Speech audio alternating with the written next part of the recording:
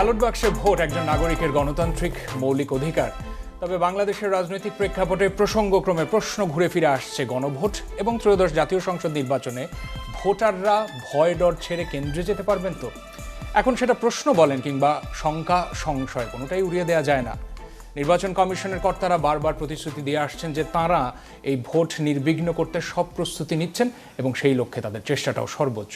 তবে রাজনৈতিক দলগুলোর মতামতে ভিন্নতা রয়েছে। এদিকে ভোটারদের নিরাপত্তা, অবৈধ অস্ত্র উদ্ধার সহ নানা অনির্দিষ্ট বিষয় নিয়ে উদ্বেগ প্রকাশ করেছেন সংশ্লিষ্টদের কেউ। তবে আসার কথা হচ্ছে এই যে ভোটারদের সিংহভাগ অংশই মনে করছেন, তারা আশায় বুক বেঁধেছেন যে এবারে নির্বাচনে তারা ভোট কেন্দ্রে যাবেন, স্বাধীনভাবে বেছে নেবেন তাদের পছন্দের প্রতিনিধি। আর এই সব মিলিয়ে ভোটের ভরসা, ভয়হীনতা আর গ্রহণযোগ্যতা নিয়ে আজকের আলোচনা অত্যন্ত গুরুত্বপূর্ণ। সবাইকে স্বাগত জানাচ্ছি ZSRM presents meet the people এই আয়োজনে। আপনাদের সাথে রয়েছে আমি রহমান রাশেদ। স্টুডিওতে উপস্থিত রয়েছেন দুজন সিনিয়র সাংবাদিক, জনাব সোহরাব হাসান, তিনি চর্চার সম্পাদক, এবং সাথে রয়েছেন জনাব এম এ আজিজ, তিনি সিনিয়র সাংবাদিক। দুজনকেই স্বাগত জানাচ্ছি, অনেক ধন্যবাদ। সেই সাথে সাথে দর্শক সারিতে রয়েছেন বিশ্ববিদ্যালয় পড়ুয়া এক ঝাঁক তরুণ শিক্ষার্থী এবং দর্শক, যারা কিনা আমাদেরকে নানা প্রশ্নবাণে জর্জরিত করবেন এবং সেই সাথে সাথে তাদের গুরুত্বপূর্ণ মতামত দিবেন। কথা না বাড়িয়ে আমাদের আজকের আয়োজন শুরু করতে চাই। মিট দ্য পিপল এই আয়োজনে প্রথমেই ভয় ডরবিহীন ভোট। সিইসি প্রধান নির্বাচন কমিশনার তিনি বলেছেন যে নির্বাচনের পরিবেশ ভালো রয়েছে।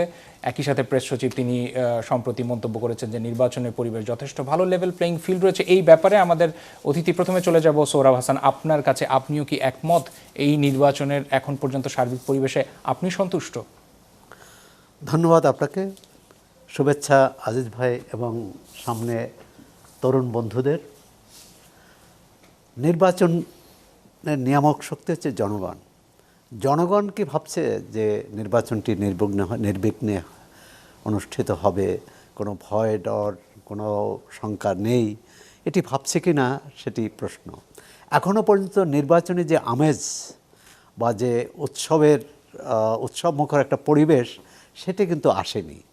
আমরা অতীতের নির্বাচনে, বিগত 3 নির্বাচনের কথা বাদ দেই যদি, 2001, 2008, 96 এবং 91 সালের নির্বাচনে আমরা শুধু তফসিলের জন্য কিন্তু ভোটার এবং প্রার্থীরা অপেক্ষা করতেন না, অনেক আগে থেকেই এর প্রস্তুতিটা বেশ জমজমাট হতো।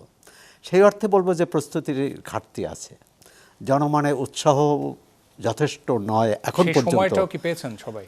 সেই সময়টাও পাননি, এটি ঠিক, কিন্তু নির্বাচন কমিশন কিন্তু সময় পেয়েছে। এই নির্বাচন কমিশন গঠনের পর তারা বিভিন্ন দলের নিবন্ধন দিয়েছে, শুনানি করেছে, বিভিন্ন গণমাধ্যম সহ বিভিন্ন পেশাজীবীদের সাথে আলোচনা করেছেন, রাজনৈতিক দলগুলোর সাথে আলোচনা করেছেন, কিন্তু কোথায় যাতে একটা ঘাটতি লক্ষ্য করা যাচ্ছে। এই ঘাটতিটা প্রধানত পারস্পরিক আস্থার সংকট থেকে তৈরি।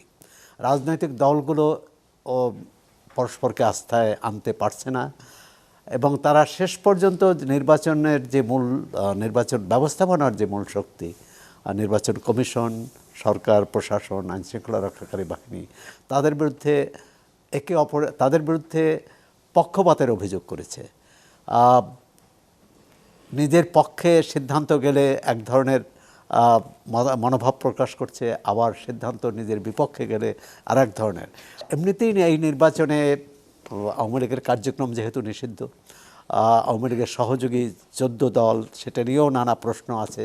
যদিও এই 14 দলের কোনো দলের পক্ষ থেকে প্রার্থিতা ঘোষণা করা হয়েছে এবং তার বিরুদ্ধে আবার স্মারকলিপিও দেওয়া হয়েছে নির্বাচন কমিশনে। সবটা মিলে এক ধরনের ধোঁয়াশা পরিবেশ আছে এখনও। তা আমরা আশা করি যে প্রার্থিতা প্রত্যাহারের শেষ দিনের পর যখন নির্বাচনী প্রচার পুরোপুরি শুরু হবে, তখন এটি কেটে যাবে এবং মানুষ সরকারের যে দায়িত্ব হবে যে আইনশৃঙ্খলা পরিস্থিতি নিয়ন্ত্রণে রাখতে হবে। আপনার কথা প্রসঙ্গে আমি জনাব এম এ আজিজ আপনার কাছে আসতে চাই।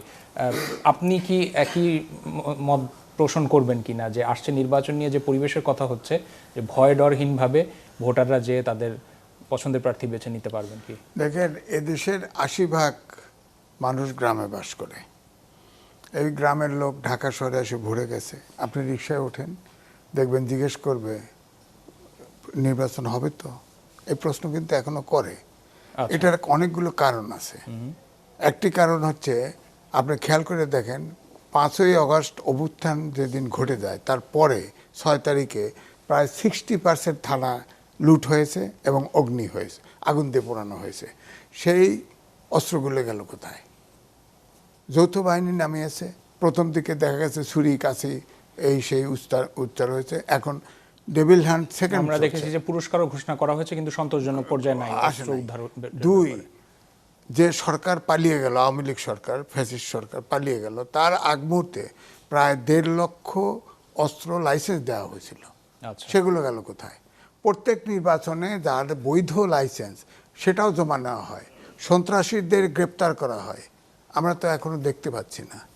এখনো একজনকে গ্রেপ্তার করতে গিয়ে তো মেরেই ফেললো। হ্যাঁ, তো এখন হচ্ছে কি, সব মিলে এখন যে আস্থার সংকট, সেখানে একটা হচ্ছে অভ্যুত্থানের যে শক্তি, এই শক্তিগুলো দ্বিধা বিভক্ত। তারা নির্বাচন করতে পারবে, ধরেন স্টেক হোল্ডার সরকার, ইলেকশন কমিশন, রাজনৈতিক দল যারা নির্বাচন করবে, তারপরে ভোটারদেরকে ভোট কেন্দ্রে নিরাপদে যেতে হবে। তো সেই পরিস্থিতি আস্থা তৈরি করা যেমন সরকারের দরকার, তেমনি রাজনৈতিক দলগুলোর দরকার।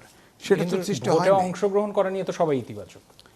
ইতিবাচক যদি ভোট হয়, এই প্রশ্ন তো আছে। আচ্ছা। তা আমার কথা হচ্ছে যে একটা ভোট, নির্বিঘ্ন একটা ভোট, ধরেন অভ্যুত্থানের শক্তি যারা এখন এই অভ্যুত্থান ঘটালো, ফ্যাসিস্ট দূর করলো, তারা তো তাদের ভিতরে এখন প্রতিযোগিতা, তুমুল প্রতিযোগিতা, এমন এমন বিতর্ক, অনেক কাল্পনিক বিতর্ক, একজন আরেকজনকে দোষ করা, এই করে এমন সম্পর্ক তৈরি করতেছে যে যখন ধরেন আমি বলি 2.5 লাখ আপনার পুলিশ ট্রেনিং দেওয়া হয়েছে, আর ভোট কেন্দ্র হবে 43,000 সারা বাংলাদেশে। আপনি বলেন তো 2.5 জন করে পুলিশ পড়বে। একটা থানায় একটা ছাত্র গেছে না যে আমার এটাকে ছেড়ে দিতে হবে, নাইলে বেটা থানা পড়ায় পুলিশ ছাড়াও তো অন্য আইন শৃঙ্খলা বাহিনীর সদস্যরাও তো থাকবেন। আছে, সেনাবাহিনী থাকবে, স্ট্রাইকিং ফোর্স থানা হেডকোয়ার্টারে অথবা ডিস্ট্রিক্ট হেডকোয়ার্টারে। ডাকতে ডাকতে তো এখন ধরেন ভোট গণনা করতেছে, লাস্ট মুহূর্তে বলি, গণনা করতেছে, দেখা গেল জোট তো মোটা দাগে 2টা, এক জোট খবর আসলো এক জোট আগাচ্ছে, আর এক জোট যদি ওই পুলিশ 2.5 জন দাঁড়ায় থাকবে, আনসার থাকবে আর 3 জন, যদি বাক্স দিয়ে দৌড় দেয় কি করবে, কে ঠেকাবে? সংকটটা দেখছেন হচ্ছে আইন শৃঙ্খলা রক্ষার ব্যাপারে, এইটা আমি বড় করে দেখতে পাচ্ছি। আচ্ছা। আর আরেকটা সংকট হচ্ছে, ধরেন ডক্টর মোহাম্মদ ইউনূস, সে কিন্তু আস্থার সংকটে আছে। কিরকম? আপনি খেয়াল করে দেখেন, প্রথম থেকেই বহুদিন যাবৎ সে তবে কিন্তু যদি ছাড়া কথা বলে নাই, যা কিছু বলছে সব শর্তযুক্ত। এখন উনি যে ইলেকশনটা ফাইনালি দিতে চান, এই আস্থাটা 100% মানুষের ভিতরে তৈরি হয় নাই। কারণ আগে হেঁটে গেলে কইছে আপনি 5 বছর থাকেন, আপনি 10 বছর থাকেন, আপনি 100 বছর থাকেন। এখন দেশটা যে জায়গায় আসছে, এখন নির্বাচনের কোনো বিকল্প নাই, এমন জায়গায় চলে গেছে। আমি অনেক উদাহরণ দিতে পারি, সেটা দেব না। শুধু বিশ্ব ব্যাংক বলছে আমাদের জিডিপি গ্রোথ হবে 3.5%, অর্থাৎ সামনের বছর দুর্ভিক্ষ হওয়ার সম্ভাবনা আছে। 3.5% জিডিপি মানে দুর্ভিক্ষ হওয়ার সম্ভাবনা। এই জায়গায় তো ইলেকশন ছাড়া কোনো রাস্তা নাই। সব বিশ্বের সব বড় বড় দেশ বলতেছে আমরা নির্বাচিত সরকারের সাথে কাজ করতে চাই। না, সেটা নিশ্চয়ই, সেটা তো করবেন। তো আমরাও নির্বাচন চাই, সেই নির্বাচনটা হোক। আমি বিশেষ করে বলবো যে অভ্যুত্থানের শক্তিগুলা, এখন তো আওয়ামী লীগ তো নাই, জাতীয় পার্টি রিট করে রাখছে, তারা এই রিট কবে মীমাংসা করবে বলেন? তাদেরকে এখন শোকজ করে রাখছে, হাইকোর্ট আপনার বিভিন্ন জায়গায় দিয়েছে, শোকজ করে রাখছে। এটা কবে শেষ করবে? তা তো প্রার্থী ঘোষণা হয়ে যাচ্ছে, প্রার্থী প্রায় 200-র অধিক আছে জাতীয় পার্টি, তো ইলেকশনের পরে করবে। এটা একটা সংকট, কিন্তু ফাইনালি কি তারা জানি না। সুতরাং নির্বাচন নিয়ে আমরা জাতি নির্বাচন চাই, নির্বাচনের বিকল্প নাই, তবে এখনো মানুষের ভিতরে ধোঁয়াশা কাটে নাই। আমরা দর্শক সারিতে চলে যেতে চাই, আমাদের শিক্ষার্থী বন্ধুরা রয়েছেন, প্রশ্ন করতে চান, মাইক্রোফোনটা দিবেন প্লিজ। আমি মোহাম্মদ তাহমিদ আল মাহবুব খান এলিন, আমি একজন আইন বিভাগের শিক্ষার্থী। আমার আজকে সাংবাদিক স্যার আপনারা উভয় বলতেছিলেন যে আস্থার সংকট। স্যার আমাদের ঢাকা আমরা শুধুমাত্র বাংলাদেশ বলতে স্যার শুধুমাত্র ঢাকাকেই বিবেচনা করি। আমি গণমাধ্যমের পারিপার্শ্বিক অবস্থা যদি আমি বলি, তারা শুধুমাত্র ঢাকা কেন্দ্রিক যে নির্বাচনী আবহ সেইটাকেই আসলে ফোকাসে রাখে। আমি যে জনপদটা থেকে বিলং করি, পিরোজপুর জেলা, সেখানের একটা সংসদীয় আসন হচ্ছে পিরোজপুর 3, যেখানে এমন কিছু ইউনিয়ন পর্যায়ে আছে যেখানে আপনার ব্যালট বাক্স যেতে লাগে একদিন। আমি আপনাকে মানে সেই সমস্ত জায়গায় যে নির্বাচনকালীন যে পরিস্থিতি বা আইন শৃঙ্খলা রক্ষাকারী বাহিনীর যে সরব উপস্থিতি, আজকে আমাদের স্বরাষ্ট্র উপদেষ্টা বলল যে নির্বাচনকালীন 37,000 বিজিবি সদস্য স্ট্রাইকিং ফোর্স হিসেবে মোতায়েন থাকবে। আমরা বিগত নির্বাচনগুলোতেও দেখেছি স্ট্রাইকিং ফোর্স হিসেবে বিজিবি সরব উপস্থিতি ছিল, বা আমাদের অন্যান্য আইন শৃঙ্খলা রক্ষাকারী বাহিনীরও এত সরব উপস্থিতি থাকা সত্ত্বেও আমরা বিগত ইলেকশনে দেখেছি আমার জনপদে সেখান থেকে ব্যালট বাক্স মানে উপজেলা সদরে আসার আগেই ছিনতাই হয়ে গিয়েছে। সুতরাং আমরা তরুণ প্রজন্ম হিসেবে খুব শঙ্কিত যে এইরকম পরিস্থিতিতে আমাদের ব্যালট বাক্স আবার ছিনতাই হয় কিনা, বা আমার জীবনটাকে আবার প্রাণনাশের আশঙ্কা থাকে কিনা। আর একটা বিষয় যে আমরা দেখতে পেয়েছি আইন শৃঙ্খলা রক্ষাকারী বাহিনীর যে আপনার যে নিউট্রাল যে একটা পার্সপেক্টিভ, তারা কোনো না কোনো দলের পার্সপেক্টিভ ধারণ করা শুরু করছে। সুতরাং এই জিনিসগুলো আমাকে আসলে ভাবাচ্ছে, বা আমি আসলে চিন্তিত যে আমি আসলে প্রাণ নিয়ে আবার ভোট দিয়ে ফিরে আসতে পারবো কিনা বাড়িতে। ধন্যবাদ। আচ্ছা, সংশয় প্রকাশ করেছেন এবং ওই প্রশাসনের মধ্যেও একটা দলকানা ভাব বা একটা দলপ্রীতি রয়েছে কিনা এই নিয়ে তিনি সংশয় প্রকাশ করেছেন। এটা এক ধরনের মন্তব্য হিসেবে আমরা নিচ্ছি নাকি? আপনার প্রশ্নের উত্তর নিব। না, আরেকটা প্রশ্ন একটু কথা বলি। জি, দেখেন, আমরা 71, 90 এবং শেষ পর্যন্ত জুলাই, আমরা জুলাইয়ের মুক্তি আশা করছিলাম, কিন্তু এই যে আপনার বিশেষ করে এনসিপির ভিতরে যে কয়েকটা ভাগে ভাগ হয়ে গেল, এবং শুনলাম যে কালকেও আবার শহীদ মিনারে আর একটা গ্রুপ ঘোষণা দিবে। আচ্ছা, এই কারণে আমরা কিন্তু আমরা অন্তত পক্ষে এই অভ্যুত্থানের পরে অন্তত দেশটা গণতন্ত্রের পথে হাঁটবে, আইনের শাসন সুশাসন থাকবে, এটার আমরা হতাশ হয়েছি। যেমন বলছে যে আগে হয়েছে, গত 3টে নির্বাচনে এই ঘটনা ঘটেছে, আমি নির্বাচন অনেক কিছু শুনেছি, তো এই জন্য আতঙ্ক আছি।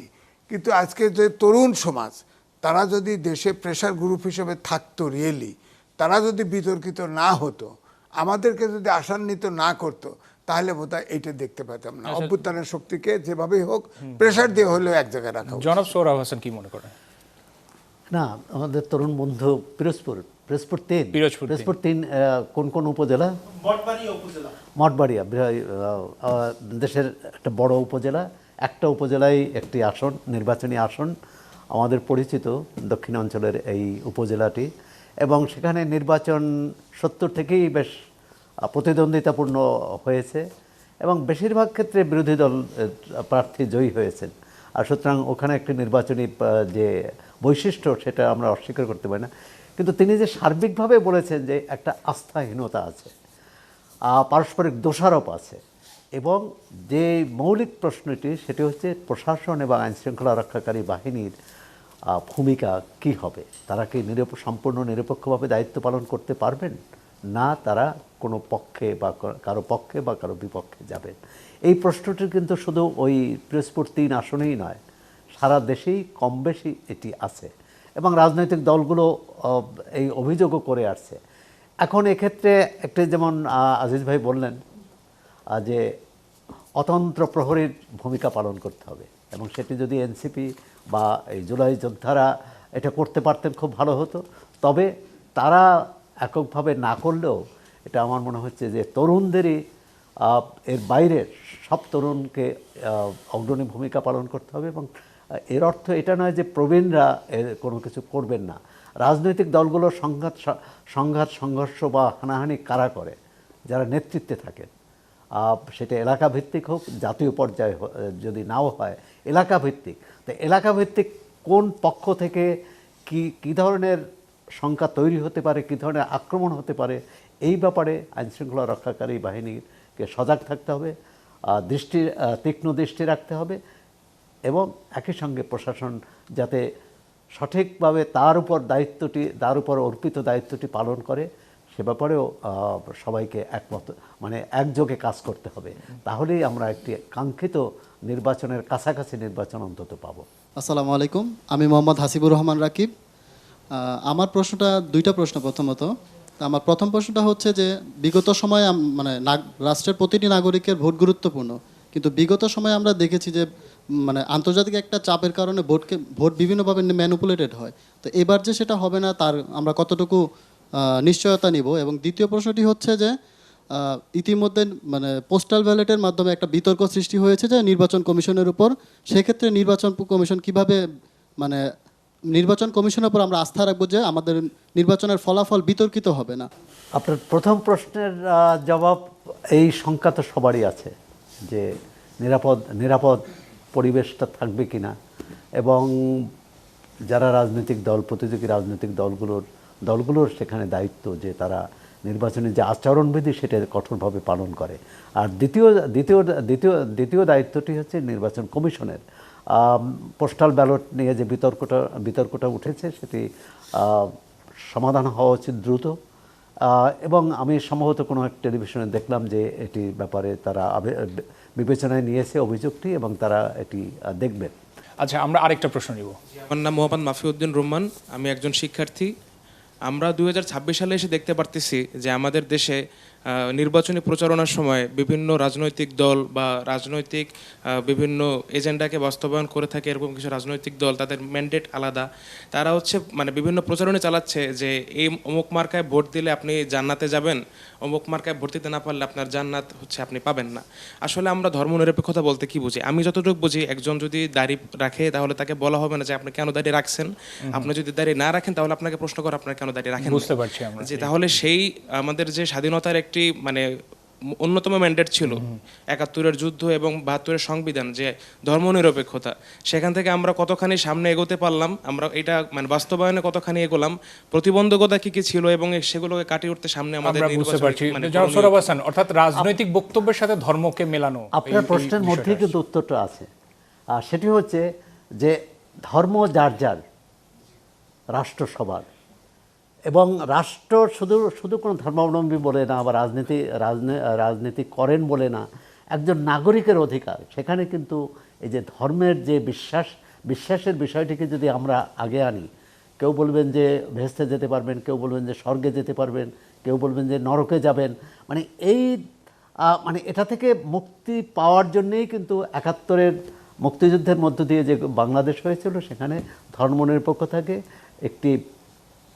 একটি রাষ্ট্রের অন্যতম ভিত্তি হিসাবে নেওয়া হয়েছিল, মূল নীতি হিসাবে নেওয়া হয়েছিল। সেটা নানা সময়ের পরিক্রমায় সেটা কখনো বাতিল হয়েছে, কখনো আপোস করা হয়েছে। রাষ্ট্র থেকে ধর্মীয় বিশ্বাসকে আলাদা রাখাই শ্রেয়। না হলে কিন্তু এর চূড়ান্ত পর্যায়ে কোথায় যাবে আমরা জানি না।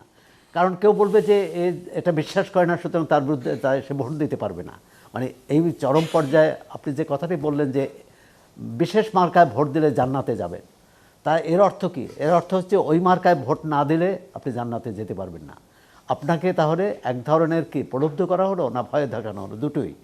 তাই এই ভয় ও প্রলুব্ধকরণ, এর থেকে নির্বাচন প্রক্রিয়াকে দূরে রাখা উচিত। এই ব্যাপারে নির্বাচন কমিশনের ভূমিকা থাকতে পারে, জনাব এম এ আজিজ, কি মনে করেন? এটার ব্যাপারে যেহেতু ধর্মনিরপেক্ষতা আমাদের ৭১ সাল থেকে এখনো বিদ্যমান, এটা অবশ্যই সরকারের পক্ষ থেকে এটা বারিত করা উচিত ছিল। বিশেষ করে তার প্রার্থী যদি এই কথা বলে, সেটা আইনের সংবিধান লঙ্ঘনকারী, তার প্রার্থীতে বাতিল করা উচিত ছিল। এটা তো হওয়া উচিত না, কারণ এটা তো কথাটা তো সত্য না। আমার কথা হচ্ছে ধর্ম, আমরা মুসলিম প্রধান দেশ, অধিকাংশ 30% লোক শিক্ষিত না। আমি ধর্মের ভয় দেখায় তার ভোটটা পাওয়ার চেষ্টা করতেছি। আরে ধর্ম তো ব্যস্ত তৈরি করছে আল্লাহ, বিচার করবে আল্লাহ। মুসলমান তো এটি বিশ্বাস করে, অন্য কেমনে দোজখ ব্যস্ত দেয় বলেন? সুতরাং এই যে ধর্ম ব্যবহার করা হচ্ছে, এ ব্যাপারে অবশ্যই সরকার ব্যবস্থা নেওয়া উচিত ছিল, নাহলে এটা তো ক্রনিক রোগ হয়ে যাবে। ব্যাপারটা কি এরকম যে প্রতিদ্বন্দ্বী বা অন্য প্রার্থীর তরফ থেকে বা অন্য দল থেকে যদি অভিযোগ না যায়, তাহলে তারা আসলে ভূমিকা রাখতে পারেন না? না, একটা নির্বাচন আচরণবিধিতে কিন্তু আছে যে কোনো রকম হিংসা বিদ্বেষ ছড়ানো হয়, ভয়ভীতি প্রদর্শন করা হয়, এটাও কিন্তু ভয়ভীতির মধ্যে পড়ে যায় যে আপনি এই কাজ না করলে আপনি দোজখে যাবেন। আমার মনে হচ্ছে যে এটা থেকে, তবে এক্ষেত্রে যা ওই যে দল সম্পর্কে, যে দলের যে প্রার্থী এই বক্তব্যটা দিয়েছেন, দল তার দায় স্বীকার করে না। দল বলেছে যে এটি তার ব্যক্তিগত একজনের বক্তব্য, এটি দলীয় বক্তব্য নয়। আমরা আশা করি এটি দলীয় বক্তব্য হবে না, কারণ তাহলে যে নির্বাচনের যে লেভেল প্লেইং ফিল্ড শুধু শক্তির দিক থেকে না, এটা নৈতিকতার দিক থেকেও কিন্তু একটা একটা মাপকাঠি থাকতে হবে, একটা মানদণ্ড থাকতে হবে, যেখানে প্রতিটি নাগরিক, সে যে ধর্মেরই হোক, যে জাতিগোষ্ঠীরই হোক, মনে করতে পারেন যে তার পছন্দসই প্রার্থীকে ভোট দিলে কোনো বিপদ হবে না। বুঝতে পারছি। আমরা আরেকটা প্রশ্ন নিতে চাই দর্শক সারি থেকে। কে প্রশ্ন করুন। আচ্ছা, আসসালামু আলাইকুম। আমি শাহরিয়ার নাফিস, ঢাকা বিশ্ববিদ্যালয়ের একজন শিক্ষার্থী। আচ্ছা, আমি নির্বাচনের যে টপিকটা ঘুরাই, তাহলে হচ্ছে ব্যাপারটা যায় হচ্ছে বাংলাদেশ ভারত দ্বন্দ্ব নিয়ে। সামনে আগামী ত্রয়োদশ জাতীয় নির্বাচনে এটার একটা প্রভাব পড়তে পারে। সম্প্রতি আমরা দেখেছি যে আইপিএল নিয়ে একটা বিবাদ বেঁধেছে। মোস্তাফিজুর রহমানকে আইপিএলে খেলতে না দেওয়া, ইভেন এটা নিয়ে একটা শঙ্কা তৈরি হয়েছে যে বাংলাদেশের যারা খেলোয়াড় রয়েছেন ক্রিকেট টিমের, তারা হচ্ছে কি ভারতীয় খেলতে পারবেন না, এই ধরনের সংগ্রহ প্রকাশ করেছেন। তো আগামী ত্রয়োদশ জাতীয় নির্বাচনে বাংলাদেশ ভারত দ্বন্দ্বের একটা ঘটনা উঠে আসতে পারে। এটা নিয়ে খুবই বেশি প্রচার হচ্ছে বর্তমানে। ইভেন বর্তমানে যে আমাদের আগে যে স্বৈরাচার সরকার ছিল শেখ হাসিনা, উনি এখন বর্তমানে ভারতীয় অবস্থান করছে। ম্যাক্সিমাম আওয়ামী লীগের নেতাকর্মীগণ ভারতীয় অবস্থান করছে। তো ত্রয়োদশ জাতীয় নির্বাচনে এর প্রভাবটা অনেক বড়ভাবে পড়তে পারে, এটা বলে আপনারা কি মনে করেন? এটা সম্পর্কে আপনাদের অভিমত কি? আমি একটু জনাব এম এ আজিজ আপনার কাছে আসতে চাই। দেখেন, ভারতে আমি যদি প্রশ্ন করি, এখন যে গভর্নমেন্ট যেভাবে রিয়্যাক্ট করতেছে, সাকিব আল হাসানকে যখন মার্ডার কেস দেওয়া হয় বিদেশে থাকতে, তখন তো এভাবে রিয়াকশন করেন নাই। সাকিব আল হাসান তো বড় খেলোয়াড়। এখন ভারত, আপনি মনে রাখেন, আমাদের দেশে যখন নির্বাচন হয় সব পরাশক্তি কিন্তু অ্যাক্টিভ থাকে, আমরা কেউ দেখতে পাই না। যে ভারত এখন ধরেন পালিয়ে গেছে প্রধানমন্ত্রী, সে এখন সাবেক হয়ে গেছে, এখন পালিয়ে গেছে, সে ওখানে আশ্রয় দিয়েছে, সরকার আশ্রয় দিয়েছে এবং প্রায় 30টা সমঝোতা এবং চুক্তি করেছে তাদের পক্ষে, ভারতের পক্ষে। সুতরাং তার প্রতি তো দরদি থাকবেই, আছে। কিন্তু আমার বক্তব্য হলো প্রতিবেশী বড় দেশ, তার সাথে এইভাবে আমার মনে হয় আর একটু সহনীয় কায়দায় বার্গেনিংটা করলে ভালো হতো। উপদেশটা ডাইরেক্ট বলে দিল আমরা এটার ভিতরে যাব না, কিন্তু আপনার বিসিবি কিন্তু বলল যে ওনার বক্তৃতা এটা বিসিবির বক্তৃতা নয়, একবার বলেছেন না। তো এটা তো আমার মনে হয় যে আমরাও খুব বেশি অ্যাক্ট করছি। আমার মনে হয় এটা সমঝোতার দিকে, প্রথম থেকে যদি সমঝোতার দিকে যেত এটা ঠিক। আমরা তো এমনি তাদের দ্বারা সবসময় বঞ্চনার শিকার হই, তারা বড় ভাই সুলভ আচরণ করে, এটা ঠিক আছে। কিন্তু আমার কথা হচ্ছে একটা নেগোসিয়েশনের রাস্তা তো খোলা রাখা ভালো ছিল, এটি আমার বক্তব্য। যদি আমি পয়েন্ট আউট করি যে প্রতিবেশী দেশ হিসেবে আমাদের জন্য সবথেকে বড় দ্বন্দ্ব কিন্তু তারাই তৈরি করে। এটা কিন্তু ছিল মানে আমরা মুক্তিযুদ্ধের পরে থেকেই আমরা দেখে আছি যে আমরা হচ্ছে ভারত আমাদের সব থেকে কাছের প্রতিবেশী দেশ, কিন্তু আমাদের জন্য বড় দ্বন্দ্বের কারণও কিন্তু ভারতই হয়ে ওঠে, যার কারণে বাংলাদেশ ভারত দ্বন্দ্ব কিন্তু আজও পর্যন্ত শেষ হচ্ছে না কোনো না কোনো ইস্যু নিয়ে। ইভেন 5ই আগস্টের পরে এই ইস্যুটা আরও বড় হয়েছে। বর্তমান সম্প্রতি আইপিএল খেলা বিবাদ নিয়ে এবং বিসিবি খেলতে যাবে কি না, আগামী টি-20 বিশ্বকাপ সেখানে প্রতিষ্ঠিত হবে, এটা নিয়ে একটা দ্বন্দ্ব কিন্তু সবার মধ্যেই একটা সম্প্রচার হচ্ছে। এটা নিয়ে বর্তমানে প্রচার প্রচারণা সব থেকে বেশি হচ্ছে। তো এটা নিয়ে আপনার মতামত কি? না, আমার বক্তব্য হচ্ছে, ধরেন আমাদের এই তখনকার আগের পাকিস্তান তৈরি হয়েছিল দ্বিজাতির তত্ত্বভিত্তিতে, এই জায়গায় গোড়ায় গলত, এখানে ওটা হলো হিন্দু প্রধান দেশ, দেশের পররাষ্ট্র নীতিও তো রয়েছে, তারাও তো। এখন আমার বক্তব্য হচ্ছে যে আমাদের সাথে অনেক অমীমাংসিত বিষয় আছে, পানি বলেন, বর্ডার কিলিং বলেন, বাণিজ্য ঘাটতি বলেন, এরকম অনেক কিছুই তো আছে। তবে আমার মনে হয় যে আমার তরফ থেকে আমি যেটা বলতেছি ছাড় দেওয়ার কথা বলছি না, আমি বলছি যে আমরা যেন কোনো ঝগড়াকে উস্কিয়ে না দিই। আমরা আমাদের পররাষ্ট্রনীতি হচ্ছে সবার সাথে সুসম্পর্ক, কারোর সাথে তিক্ত না নয়, আমাদের তরফ থেকে আমরা ঝগড়াটা না নাড়ি। জনাব সোহরাব হাসান এই ব্যাপারে কি বলবেন? না, তরুণ বন্ধু যে প্রশ্নটি করেছে সেটা হচ্ছে যে এই যে আইপিএল তো হ্যাঁ, আইপিএল খেলা নিয়ে পরবর্তীতে আইপিএল বিশ্বকাপে খেলা অংশগ্রহণ নিয়ে করবে না প্রথম বাংলাদেশ, সংকট তৈরি হলো যে মোস্তাফিজ যাতে না খেলতে পারে, সেটি তারা সিদ্ধান্ত নিয়েছে। পরবর্তীকালে বিশ্বকাপে বাংলাদেশ না যাওয়ার সিদ্ধান্ত নিয়েছে। এই ঘটনা প্রবাহ নির্বাচনে কী ধরনের প্রভাব ফেলবে? নির্বাচনে প্রভাব ফেলবে। এখানে যারা দেখবেন যে যেসব রাজনৈতিক দল ভারতের প্রতি ভারতের প্রতি কিছুটা বন্ধুসুলভ অথবা সমঝোতা করতে চায়, তাদের বিপক্ষে জনমতটা যাওয়ার সম্ভাবনা বেশি। আর যারা একটু ভারত বিরোধী বক্তব্য বিবৃতি দিচ্ছেন, তাদের পক্ষে জনমত যাওয়ার সম্ভাবনা আছে বা তারা নিতে চাইবে। তাহলে আওয়ামী লীগ তো ইস্যুটাকে আরো ভালোভাবে কাজে লাগাবে। আওয়ামীপন্থী সর্বোচ্চ নেতাকর্মী তো ভারতীয় অবস্থান করতেছে, তাহলে না, এই এটা ভারত তো বাংলাদেশ দ্বন্দ্ব না তো না না, এখানে সেটা তারা লাগাবে না, বরং আওয়ামী লীগের নেতাকর্মীরা যে ওখানে আছে সেটাই তো ভারত বিরোধী মনোভাবকে এখানে উস্কে দিচ্ছে, এখানে চাঙ্গা করছে। সুতরাং জনমত বা ভোট তো হবে জনমতের ভিত্তিতে, জনমত তো আরও বেশি ভারত বিরোধী হবে। সুতরাং সেক্ষেত্রে বাংলাদেশের সিদ্ধান্ত সেটা সঠিক হয়েছে কি বেঠিক হয়েছে, তার চেয়েও যে ভারত যে অন্যায় সিদ্ধান্ত নিয়েছে তার বিরুদ্ধে জনমতটা আরও সুদৃঢ় হবে। তাদের কাছে আরো প্রশ্ন রয়েছে, আমরা সেই প্রশ্নের উত্তর খোঁজার চেষ্টা করছি। প্রশ্নে চলে যাব। আসসালামু আলাইকুম, আমি নিশাত উলফাত রাইসা, একজন আইনের শিক্ষার্থী। পূর্ববর্তী সরকারের সময় আমরা যেটা দেখছি যে ভোট আসলে এককেন্দ্রিক ছিল, আর তারা যেভাবে পক্ষপাত দুষ্ট হয়ে সবাইকে আকৃষ্ট করে রেখেছিল, তাতে মনে হতো যে ভোট আসলে তাদেরই প্রাপ্ত বা তাদেরই অধিকার, তাদের রাজনৈতিক অধিকার। তো বর্তমান সময়ে আমরা কিভাবে এটা নিশ্চিত হতে পারি যে হচ্ছে এখন যে বাকি রাজনৈতিক দলগুলো আছেন তারা সমান সুযোগ সুবিধা পাবেন, নাকি হচ্ছে আগের মতোই সেই রকম একটা দলের কাছে এক কেন্দ্রিকভাবে রাজনৈতিক অধিকারটা চলে যাবে বা ভোটের অধিকারটা চলে যাবে? প্রথমত হচ্ছে যে আপনার প্রশ্নের মধ্যে বিগত সরকারের যে 3টি নির্বাচন হয়েছে সেখানে এক ধরনের প্রশাসনিক প্রভাব, দলীয় প্রভাব এর যৌথ সম্মেলন ছিল, এবং যাতে প্রশাসনকে ব্যবহার করা হয়েছে, আইন শৃঙ্খলা রক্ষাকারী বাহিনীকে ব্যবহার করা হয়েছে। বর্তমান নির্বাচনটি যেহেতু দলীয় সরকারের অধীনে হচ্ছে না, তো এই সরকারের প্রভাব বিস্তারের সুযোগ নেই, থাকা উচিত নয় আর কি। কিন্তু আপনি যেটা বলছেন যে বিগত সরকারের নির্বাচনের মতো এরকম কোনো দল প্রভাব বিস্তার করতে পারে কিনা, কোনো দল কর্তৃত্ব প্রতিষ্ঠা করতে পারে কিনা, সেটি কিন্তু কম বেশি বিভিন্ন জায়গায় এর লক্ষণগুলো দেখা যাচ্ছে। যেমন অনেকেই মনে করেন যে নির্বাচন তো আনুষ্ঠানিকতা মাত্র, সেটা যাতে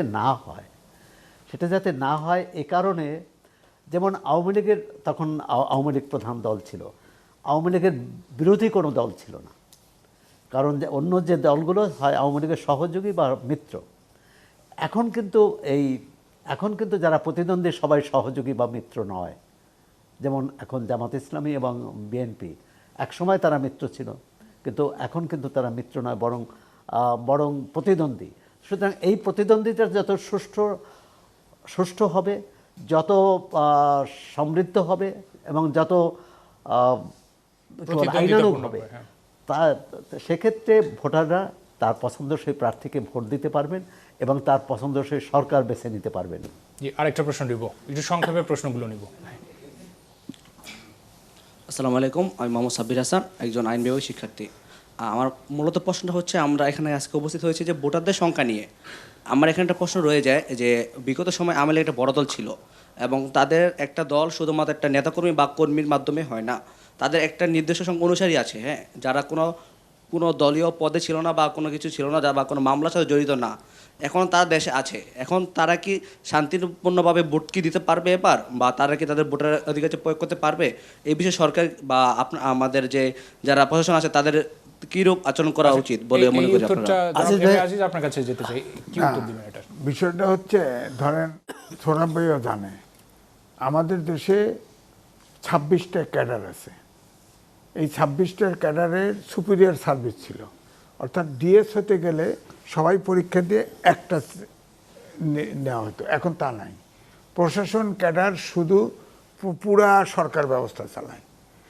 আমরা যদি ওই 25টা ক্যাডার থেকেও বেছে নিয়ে 7 দিনের ওরিয়েন্টেশন ট্রেনিং দিতাম এবং তাদেরকে যদি প্রশাসনে অন্তর্ভুক্ত করতে পারতাম একটা অংশ, যেটা আমার প্রয়োজন এখন, সেটা তো হয় নাই, এখন সম্ভব না।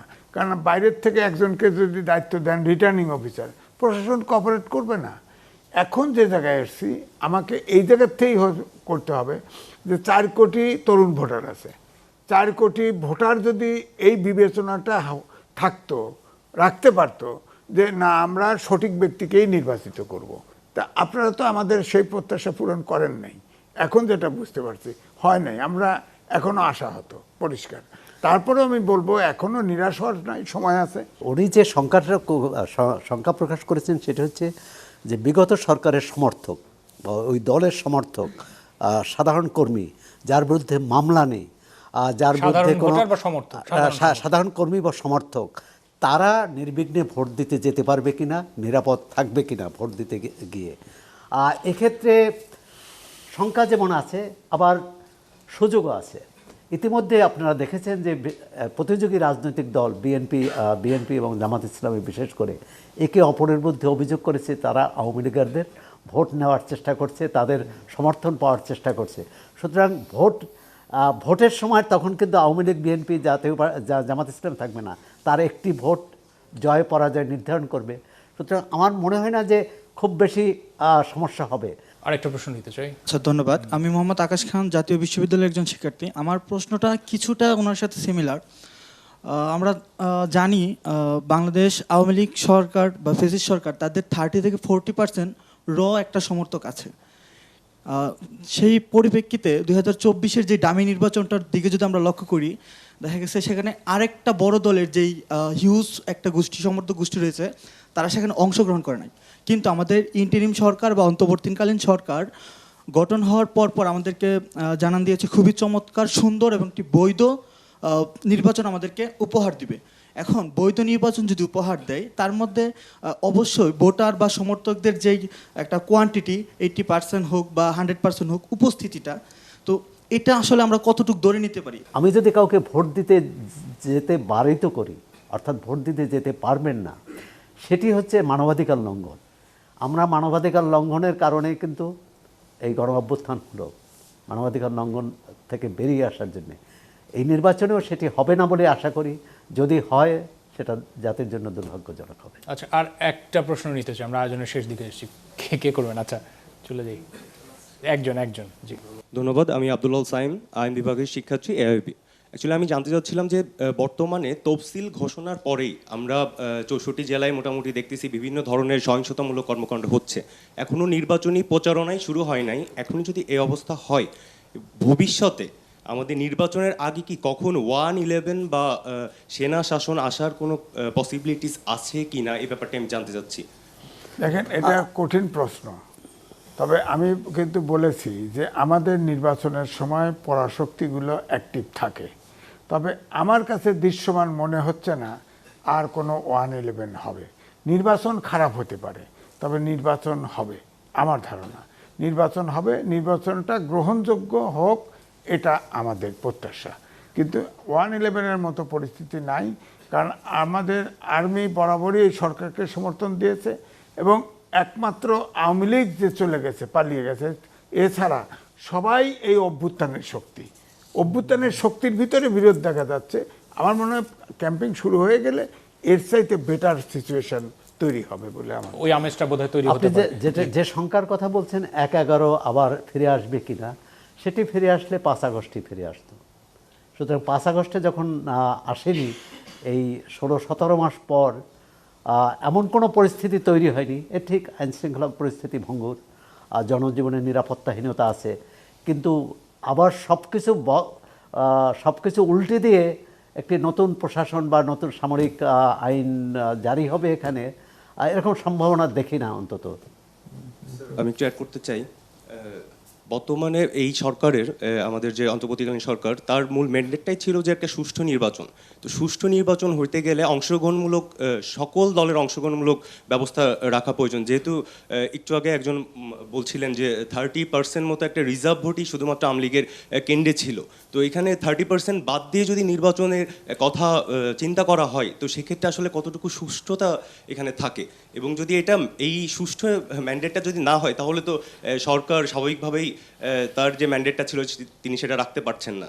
তো সেক্ষেত্রে 1-11 আসার পসিবিলিটিস একটা আবারও বলছি যে 1-11 আসার সম্ভাবনা নেই, এ কারণে আসলে সেটি 5 আগস্ট 24-এর 5 আগস্টে আসতো। যে কথাটি বলছেন এটি এই নির্বাচনের তো একটা অপূর্ণতা থেকেই যাচ্ছে, যে সব দলের অংশগ্রহণের নির্বাচনটি হচ্ছে না। এখন নির্বাহী আদেশে আওয়ামী লীগের কার্যক্রম নিষিদ্ধ করেছে। অন্য দল, সহযোগী দলগুলো করতে পারবে কিনা এখনও চূড়ান্ত নয়, যেহেতু এটি রিট হয়েছে, রিটের সিদ্ধান্তের উপর। তা আমরা মনে করি নির্বাহী আদেশে নয়, বরং আদালতের মাধ্যমে যে সব সিদ্ধান্ত আসা উচিত। সেটি কোনো রাজনৈতিক দল কার্যক্রম চালাতে পারবে কি পারবে না, কোনো দল নির্বাচনে অংশ নিতে পারবে কি পারবে না, এটি আদালতের মাধ্যমে আনা উচিত। আপনারা আইনের শিক্ষার্থী দেখলাম এখানে বেশি। আইন কি বলে? আইন কিন্তু নিরপেক্ষ, আইন কিন্তু পক্ষপাত, মানে কারো পক্ষে আইন হবে সেটি আমরা চাই না, কারো বিপক্ষে আইন হবে সেটাও চাই না। আইন ন্যায্যতা নিশ্চিত করবে। আইন যদি ন্যায্যতা নিশ্চিত করে, নির্বাচন যদি সেই আইনের ভিত্তিতে হয়, সেখানেও ন্যায্যতা নিশ্চিত করতে হবে।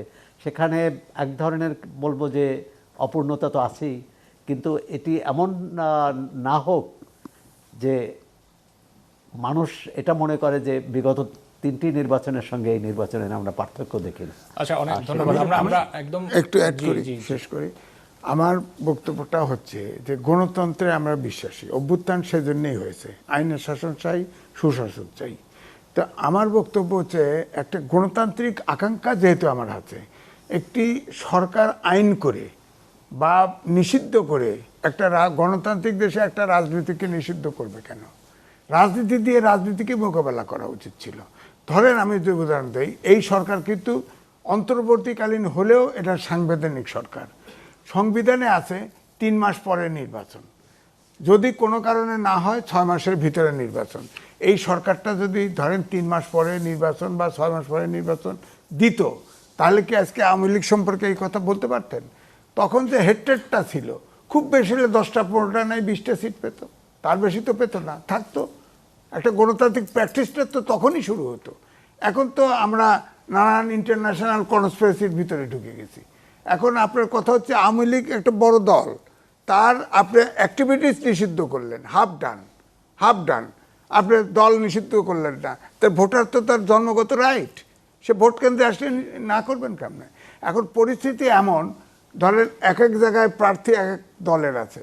যে দল দেখবেন যে আওয়ামী লীগের ভোটারদের সাথে সে তার অ্যাফিলিয়েশন ফিল করে যে আমি নিরাপত্তা পাবো, আমি সহযোগিতা পাবো, তাকে ভোট দিতে যাবে। যেখানে মনে করে এই প্রার্থী জিতলে আমার সুবিধা নাই, সে ভোট দিতে যাবে না। ব্যাপারটা এরকম হবে।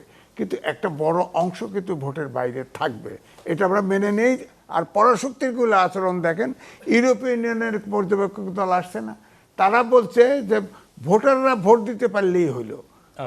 আগে কিন্তু বললো দল সব এক হতে হবে, দল ভোট কেন্দ্রে দল অংশগ্রহণ করতে হবে, এখন ভোটাররা ভোট কেন্দ্রে গেলেই হলো। সুতরাং আমাদের দেশের এরকম একটা জটিলতার ভিতরে যেহেতু 3টা নির্বাচন হয় নাই, আমাদের সময় দিতে হবে, রিপিটেডলি যদি আমরা উন্নত করতে পারি, নির্বাচন করতে পারি, আমার মনে হয় আমরা অভিষ্ট লক্ষ্যে পৌঁছাতে পারবো। একই কথা পুনরাবৃত্তি আমরাও করতে চাই যে ভোটাররা যেন ভোট কেন্দ্রে যায় এবং স্বাধীনভাবে তারা তাদের পছন্দের প্রার্থী বেছে নিতে পারে। আপনাদের দুজনকে অনেক ধন্যবাদ, জনাব এম এ আজিজ এবং জনাব সৌরভ হাসান, দুজনকে অনেক ধন্যবাদ। সেই সাথে সাথে শিক্ষার্থী বন্ধুদেরকেও ধন্যবাদ জানাতে চাই আজকের আয়োজনে এত চমৎকার কিছু প্রশ্ন করার জন্য আমাদেরকে। দর্শক, ZSRM presents meet the people দেখছিলেন। আজকের মতো আমাদের এই আয়োজন শেষ করছি, আগামী সপ্তাহে ঠিক একই সময় হাজির হব। সবাই ভালো থাকবেন, আজকের মতো বিদায় নিচ্ছি, শুভরাত্রি।